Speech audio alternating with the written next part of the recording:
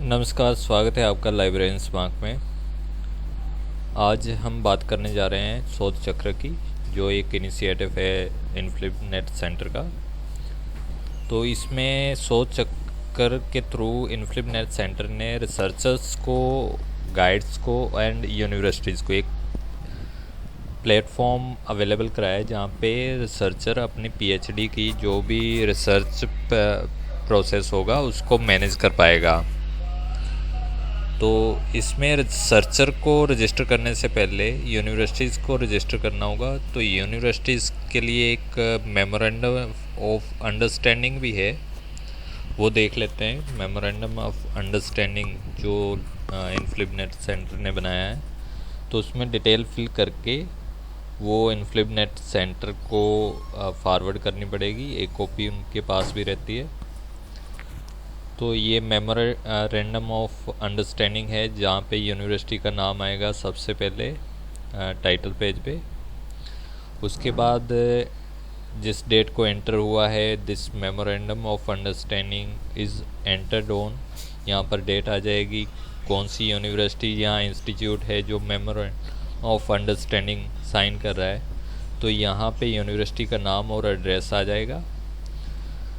यहाँ पे आगे लिखा हुआ है कि जो ये इंडिविजुअल ही रहेगा तो उसको पार्टी बोला जाएगा, जो ये साइन कर रहा है मेमोरेंडम ऑफ अंडरस्टैंडिंग।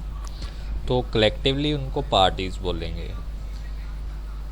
तो आगे थोड़ी बहुत डेफिनेशन दी हुई है। फिर यूनिवर्सिटी का एस्टेब्लिशमेंट डेट, एस्टेब्लिश्ड बाय, मतलब अगर तो स्टेट लेजिस्लेटिव एक्ट के अकॉर्डिंग है तो वो मेंशन होगा।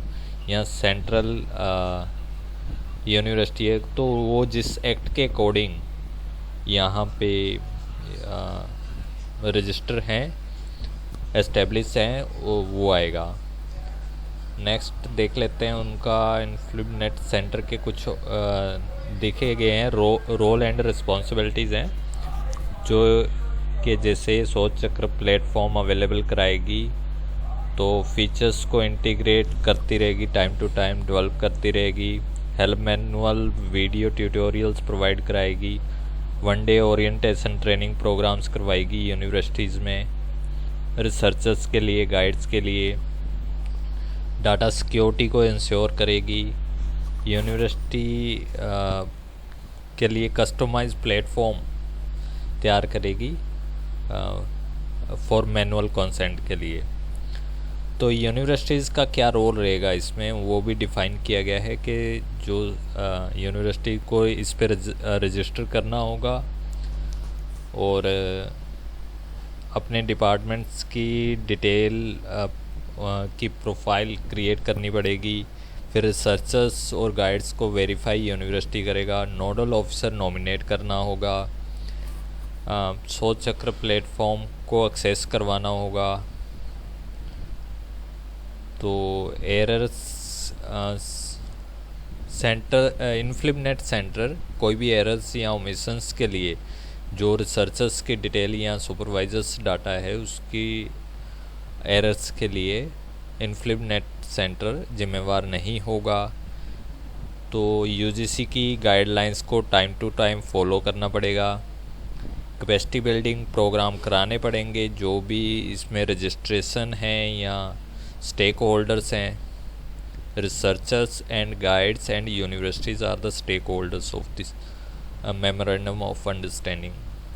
तो आगे क्या इनका रिलेशनशिप रहेगा मेमोरेंडम ऑफ अंडरस्टैंडिंग में, और टर्मिनेशन, दोनों पार्टियां टर्मिनेट कर सकती हैं, लेकिन उनको दोनों को ही 30 दिन पहले अपना एक रिटन नोटिस में देना पड़ेगा कि ये हम टर्मिनेट कर रहे हैं मेमोरेंडम ऑफ अंडरस्टैंडिंग। तो यहाँ पे एक तरफ इन्फ्लिप सेंटर के सिग्नेचर होंगे, एक तरफ यूनिवर्सिटीज़ की सील एंड सिग्नेचर होंगे। तो ये रहा मेमोरेंडम ऑफ अंडरस्टैंडिंग। इसके बाद यूनिवर्सिटीज़ का अपना पोर्टल है, यूनिवर्सिटीज़ यहाँ पे क्लिक करके वहाँ रजिस्टर कर सकती हैं। ऐसे ही गाइड भी सेलेक्ट करके वो रजिस्टर कर सकता है। तो ऐसे ही उसके बाद जब यूनिवर्सिटीज़ इसकी लिस्ट में आ जाएगी तो रिसर्चर, अभी सिर्फ 3 यूनिवर्सिटीज़ इसमें हैं। अगर रजिस्ट्रेशन में हम जाएं तो यहाँ आप देखोगे कि सिर्फ अभी 3 यूनिवर्सिटीज़ हैं जो इसमें दिखा रहा है हरियाणा में। तो पहले यूनिवर्सिटीज़ को रजिस्टर करना पड़ेगा, उसके बाद रिसर्चर खुद को रजिस्टर कर पाएंगे।